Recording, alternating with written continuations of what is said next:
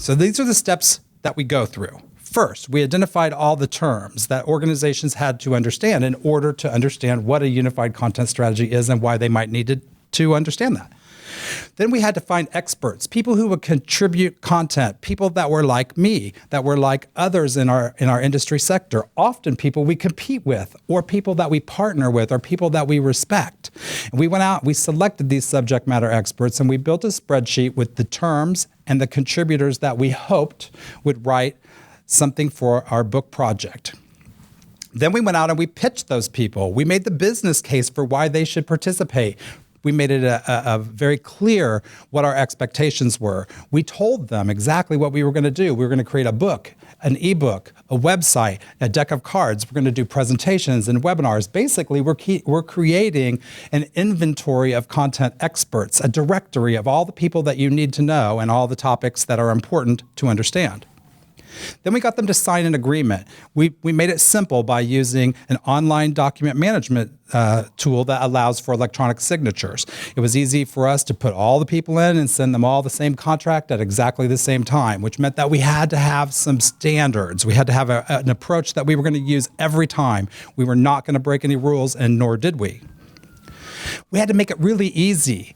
And when we make something really easy, it sometimes becomes really hard. So we thought it would be really easy if we gave everybody one word and they only had to write a 2-sentence definition of that word in a 250-word essay, which most people signed up for and said, hey, 250 words, that's not very much.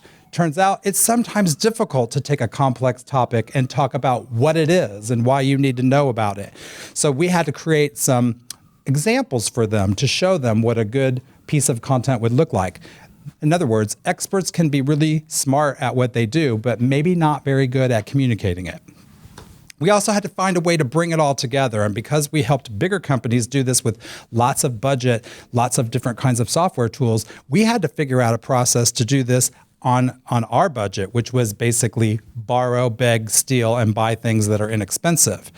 In order to do that, we had to have our process down pat because we had to talk to the software companies and the others that we wanted to help us, and we had to tell them exactly what we were trying to do. So the requirements had to be very tight.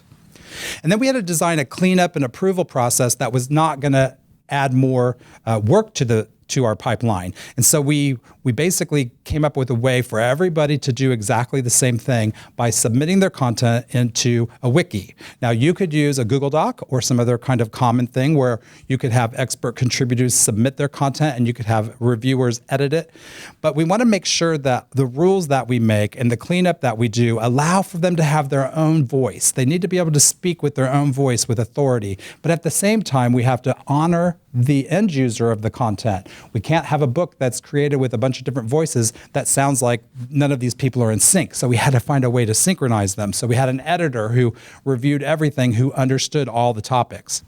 We also had to prepare to publish. And in this case, we created an editorial calendar that was based on 52 weeks with 52 terms for 52 experts with 52 topics, 52 blog posts, 52. And as we scheduled it and we got the publishing process ready, we realized that tools now allow us to schedule and publish. So you can schedule an advanced blog post, you can schedule an advanced tweets and Facebook updates. So we had all of this built into our publishing process. Hey everybody, let me take a moment to tell you about a product I am addicted to and I love and that I use every week. It is Dollar Shave Club. Of course, you've heard of Dollar Shave Club before, but I want to tell you why I love it and give a personal endorsement because it has been life-changing for me. I no longer go buy razors. I no longer go buy creams to shave. I get it all delivered to me and I get it all for like a third of the price. So basically, I don't have to think. I don't have to worry about running out of blades. I don't have to worry about dull blades. I consistently get my Dollar Shave Club. Now I get the executive blade. I'll talk about that in a minute. But I get it for a third of the price. And 3 million members like me love Dollar Shave Club. They make amazing razors, as you know. And you don't have to deal with going to the drugstore or just these like locked up razor fortresses where like everything is proprietary and it's expensive. You just go to dollarshaveclub.com and you pick a razor from their lineup of amazing blades. I get the first class shave when I use the executive blade. I'm an executive, obviously. I think it's got 5 blades or something. It's amazing. It's so smooth. In fact, I had to adjust a little bit because my old razors, I was kind of like putting a little force behind them. And I didn't think they weren't as sharp, but with the Dollar Shave Club Executive Blade, it's so sharp that I had to dial it back a little bit. And then the really interesting thing was I was always like a gel kind of guy, but I started using the shave butter, Dr. Carver shave butter. This stuff is so rich and creamy and thick that it really protects your skin. So I use the Executive Blade. I use this Dr. Carver shave butter. Now, with the shave butter, it is a little bit thicker and it protects your skin, which means you have to wash it out a little bit more. So I do about double the washing it out under the sink. You really got to give it a good wash, clear off the blade, and then do your next swipe. But it is worth it because it's so smooth. And, you just feel like $1 million without paying for it. It's the best shave I ever got. And I would tell you if it wasn't. I'll never read, that's my promise to you all in the audience, I will never read any partner message unless I really use the product myself. I sincerely use it. I've got it stacked up now because I ordered a couple extra. I love it. And I've turned a couple of people onto it.